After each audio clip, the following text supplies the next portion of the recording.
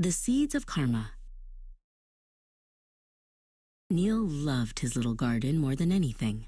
It was a small patch of earth, but to him, it was a whole world.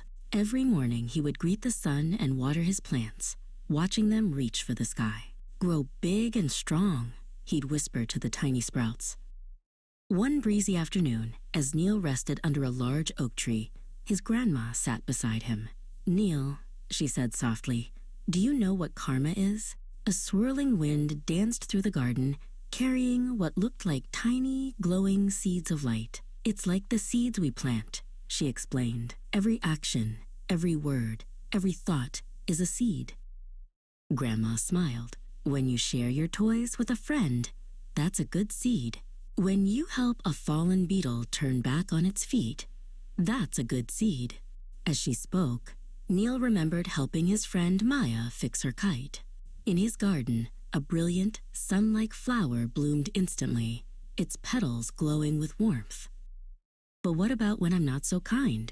Neil asked, thinking of the time he'd snapped at his little brother. His grandma's face grew serious. "Harsh words and unkind actions are like weed seeds," she said. Neil looked over at his garden and saw a patch of thorny, tangled weeds sprouting up, choking a small rosebud. A tear rolled down Neil's cheek. "So the weeds are my punishment?" he sniffled. His grandma pulled him into a warm hug. "Oh no, my love," she said. "Karma isn't punishment, it's a teacher. The weeds just show us where our garden needs a little more care and love." Grandma led Neil to a small, still pond at the edge of the garden. She tossed a tiny pebble into the water. "See the ripples?" she asked. "They spread out and then come back to the center. Karma is like that. The energy you send out, good or bad, always finds its way back to you." "But sometimes I do something good and nothing happens," Neil said, confused. "Ah," said Grandma, pointing to a sturdy oak tree. "That tree started as a tiny acorn, a seed that took many, many seasons to grow. Some seeds of karma are like that. They grow slowly, deep underground, but they will blossom when the time is right." "So I can choose what kind of seeds I plant?" Neil asked, his eyes wide with understanding. "Exactly," his grandma exclaimed. "Every moment, you stand at a crossroads. You can choose the path of kindness or the path of anger.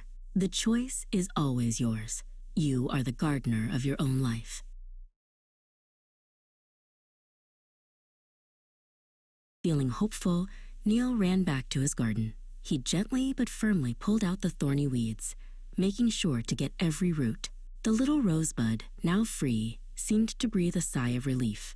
In the cleared space, Neil carefully planted new seeds, seeds of patience, forgiveness, and understanding.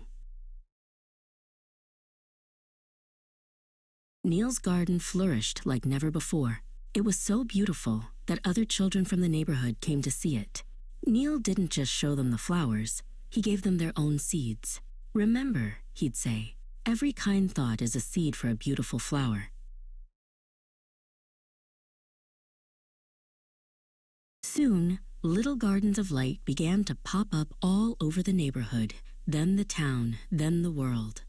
Each one was a testament to a single choice, to plant a seed of kindness. You are the gardener. Your thoughts are seeds. Choose with love. Grow with care.